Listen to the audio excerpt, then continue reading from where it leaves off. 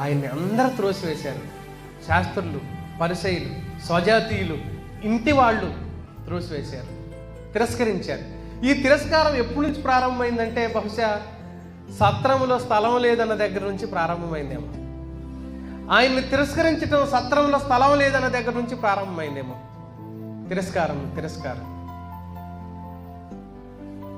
ఆయనకి ఈ భూమి మీద సొంత ఇల్లు లేదు కదా, సొంత ఇంట్లో పుట్టడానికి ఆయనకి సొంత ఇల్లు లేదు.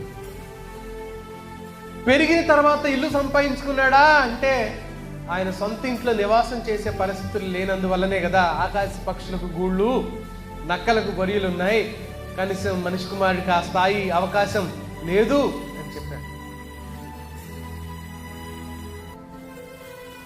ఆయన ఒకరోజు చనిపోయాడు. సిలువ వేసి చంపారు. చనిపోయిన తర్వాత ఆయన్ని సమాధి చేయాలి. ఆయనకి సొంత సమాధి కూడా లేదు, సొంత ఇల్లు లేదు. చనిపోయిన తర్వాత కూడా ఆయన్ని సమాధి చేయటానికి సొంత సమాధి కూడా ఆయనకి లేదు. అందుకనే ఎవరు సమాధిలో పెట్టారు ఆయన తీసుకెళ్ళి? అరిమతయి యోసేపు. ఆయన అన్నాడు, నా సమాధి నా కోసం తొలిపించుకున్నాను. చాలా పెద్ద వయసు ఆయన, నా కోసం తొలిపించుకున్నాను, ఆ సమాధిలో ఆయన్ని పెట్టండి అని చెప్పేసి ఆయనే మాట్లాడే శవాన్ని కూడా తీసుకొని సమాధులు పెట్టడానికి సొంత సమాధి కూడా లేదు. ఆ తర్వాత అక్కడి నుంచి ఆయన పునరుద్ధానం అయిపోయి ఈ భూమి మీద నుంచి పరలోకం చేరుకున్నాడు. ఆత్మీయులారా, తనకంటూ ఏమీ ఉంచుకోలేదు, తనకంటూ ఏమీ సంపాదించుకోలేదు. ఒకవేళ ఆయన అనుకుంటే ఈ భూమి మీద ప్రపంచంలో ఉన్న ప్రజలందరినీ నేనే పరిపాలన చేస్తే, నాకు మరణం లేకుండా ఇక్కడే వీళ్ళందరినీ పరిపాలన చేస్తా అనుకుంటే అవ్వచ్చునేమో.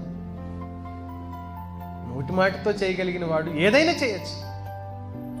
తనకంటూ ఏమీ లేకుండా బ్రతికాడు. ఎందుకు అనంటే, మరి ఏం కావాలని అయ్యా ఇదంతా నీకు? ఏమి సాధించాలి అని, ఏమి సంపాదించాలి అని ఇంత శ్రమ పడ్డావు? ఏమి సంపాదించడం కోసం, ఏమి పొందుకోవటం కోసం నువ్వు ఇంత శ్రమ పడుతున్నావు, ఇంత కష్టపడుతున్నావు? లేకపోతే ఇలాంటి విచిత్రమైన బ్రతుకుని అనుభవించావు అని అంటే ఆయన ఏమంటాడు అనంటే, వింటున్నారా? ఆయన ఏమంటాడు తెలుసా? నిన్ను సంపాదించుకోవటం కోసమే, నన్ను సంపాదించుకోవటం కోసమే అలాంటి విచిత్రమైన బ్రతుకుని ఆయన ఈ భూమి మీద బ్రతికాడు.